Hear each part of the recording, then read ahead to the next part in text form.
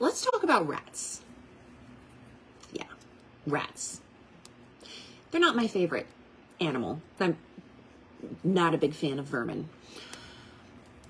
But recently, in our bi-weekly survivors group locally, we were talking about how many people say things like, oh my goodness, you can't be trusted to observe this situation objectively and be rational about it because you've experienced abuse in the past. Now, granted,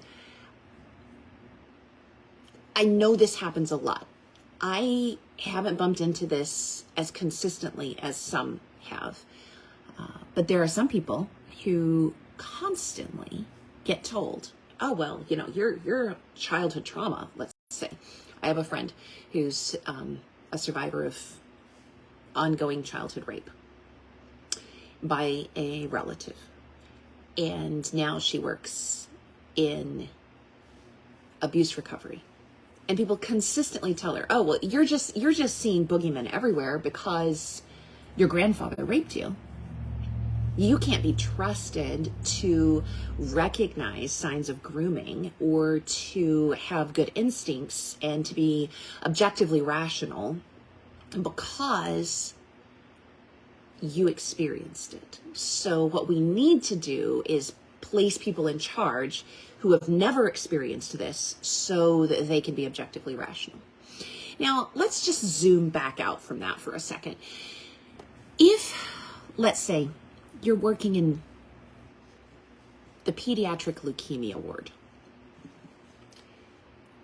and you have a new patient and the child is scared and confused and the parents are terrified and they come in for their first consult and you sit there and you tell them all the medical stuff they need to know. And then they ask you some other questions and you open up to them just a little bit and you say, you know, I've been through this. And maybe your story is, I was a leukemia patient as a child and I watched my parents go through the feelings that you're going through and I experienced what your child is experiencing. And because of that, I decided to go into pediatric oncology so that I could help other children who were experiencing the same kind of thing that I survived. Because I have a personal, direct connection with this kind of pain and trauma and fear. And so I wanted to spend my life comforting and healing. People think, wow, what an amazing story. Like you went through it and you are better qualified to empathize and connect with every patient here, to spot the signs, to have that intuition because you went through it. Or maybe you were a parent and your child went through something horrific. And as a result of that, you completely switch careers. You go back to the school so that you can be a social worker or a trauma therapist for other parents whose children are going through cancer, to help them figure out how to be there for their child and how to assess their child's feedback and how to navigate all of the hospital stuff and how to get the most out of their insurance or whatever it is. And people are like, wow, that life experience launched you into this huge career change, this purpose. Maybe you were a parent whose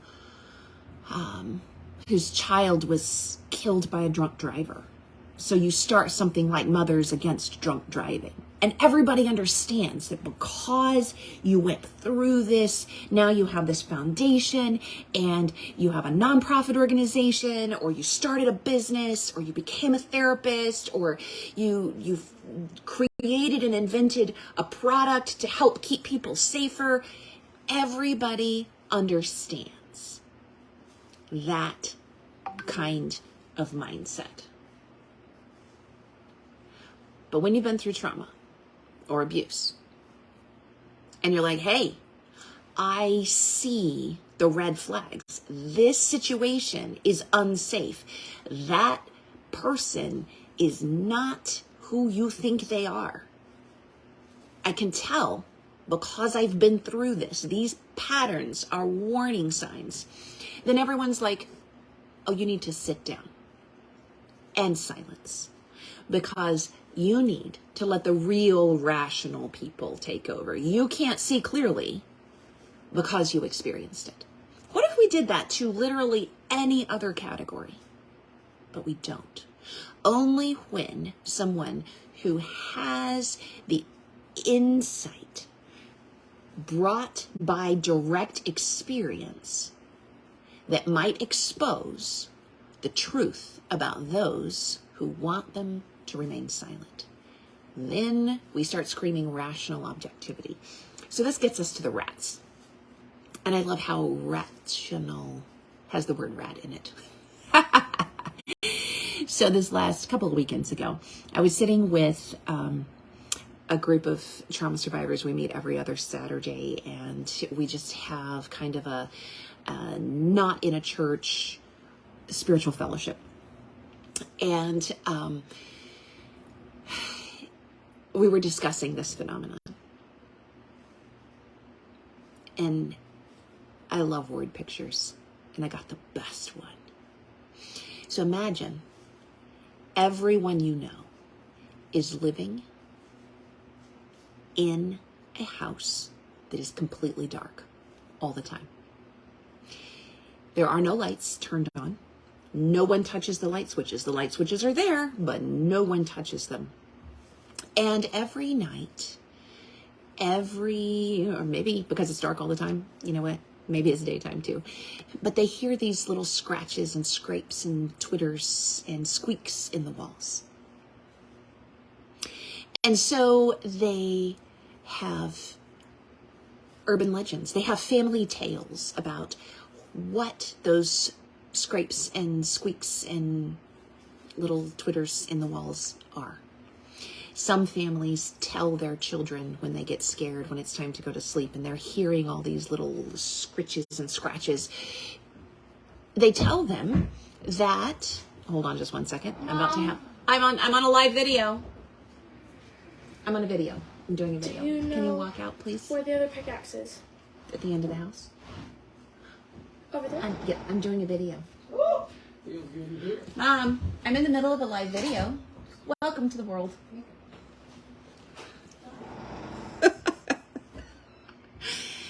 I need an on-air sign outside my office. They're going back to keep digging potatoes. I totally don't remember where I was. I love when I get completely derailed and my train of thought goes. Okay. Scritches and scratches in the walls, right? Is that where we were? Yes. Scritches and scratches in the walls. Okay. So every family has their little urban legends, their little comforting tales about what they're doing, what they're hearing. Some families tell their children it's ghosts. Some families tell their children it's just the wind and it's the trees, the branches of the trees scratching against the walls of the house. Some families tell their children they're imagining things and it is made up in their head. Other families tell their children they've never heard anything at all. And everyone lives choosing to stay in the dark. Now let's say that one day you had heard these sounds and you did the unthinkable. You reached over and you flipped the switch on the wall. And in the light, you saw that you were living surrounded by rats. There were rats running everywhere. You just can't see them in the dark, so you pretend they're not there. And so you start to study rats. You study the diseases that people are living with that they don't realize are actually coming from the rats, and you find the connection. You study the patterns and the habits of the rats, when they come out and what they eat and what they like and what they don't like, and you begin to, in the light, see all the behavioral patterns of the rats. But everyone else insists on living with their lights off. You get a degree in rat studies. You live watching the rats. You learn the rats' habits. And everyone else insists on telling their children that it's either in their head, they need to get their hearing checked, or it's the trees scraping up against the walls of the house outside because they refuse to turn on the lights. As you keep going in this, you start to get more and more frustrated that no one else will turn on the lights. Because once you've turned on the lights, you can't unsee it. Then, even when the lights are off, you can tell by the sounds and the squeaks and the location what pattern the rats are using. You know what they're up to because you've studied them in the light. And then you begin to realize the people around you are not simply wanting you to not know about the rats. Some of them know. Some of the voices that you've heard growing up in the dark actually were voices from rats telling you that you were crazy, telling you it was all in your head. And if you turn on the light, you would be able to identify that the voice was from a rat. Others are in business with the rats, and they don't want anybody to know that either. And if you turn on the lights, you get to see their business deals. So they insist on the lights being off. Others have just been told that it's safest to live in the dark, and they're used to living in the dark, and they are used to ignoring the sounds of the rats, and they're just ignorantly and naively passing down the same fables that they were told and their parents were told and their great-grandparents were told over and over generationally. And they're just passing those down because it's never occurred to them to flip on the lights and live in the light. And as a result,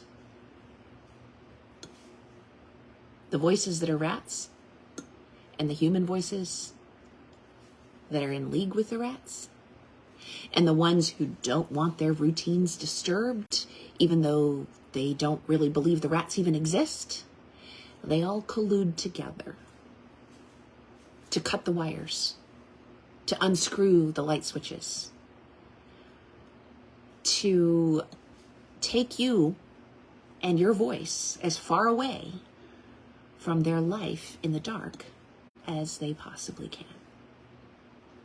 If you are working in advocacy, if you are seeking to make a difference, if you are in a place where your healing and your education and your awareness is now fueling a desire to turn on the lights, you need to be aware that when you expose the rats, they are very likely to make a coalition to remove you, to silence you, to discredit you, to make you sound crazy, and to do whatever is in their power to keep everyone else from flipping on the light switch, because they know that once you see, you cannot unsee it.